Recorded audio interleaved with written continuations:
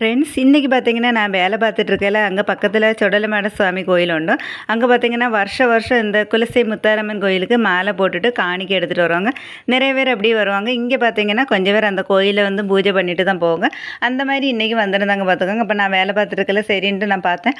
ஒவ்வொரு வேஷமாக சாமி போட்டிருந்தாங்க. அவங்களுக்கு வந்து வேண்டுதல், அந்த கோயிலுக்கு போகிறதுக்காக வேண்டுதல் பார்த்துக்கோங்க. என்ன சொல்கிறது, சுடலமாட சாமி, அப்புறம் பார்த்தீங்கன்னா அம்மன் சாமி, மாரியம்மன், மதுரை மீனாட்சி அம்மன் சாமி, அந்த மாதிரி ஒவ்வொருத்தரும் காளி வேஷம் அந்த மாதிரியெல்லாம் போட்டுட்டு அப்படியே அந்த தீச்சட்டியெல்லாம் எடுத்துகிட்டு அங்கே வந்து பூஜை பண்ணி சாமி கும்பிட்டுட்டு இருந்தாங்க பார்த்துக்கோங்க. நம்மளும் போய் அங்கே சாமியெல்லாம் கும்பிடலாம். நம்ம அந்த மாதிரி காணிக்கையெல்லாம் போடும்போது வந்து அவங்க நம்மளுக்கு திருநாளெலாம் போட்டு அருள்வாக்கெல்லாம் சொல்லுவாங்க. இப்போ நான் வந்து கோயிலுக்குள்ளே போகலை, வெளியில் நின்று தான் பார்த்துட்டு இருந்தேன். மற்றபடி வந்து காணிக்கை வாங்க வரும்போதெல்லாம் நான் காணிக்கையெல்லாம் போட்டு விடும்.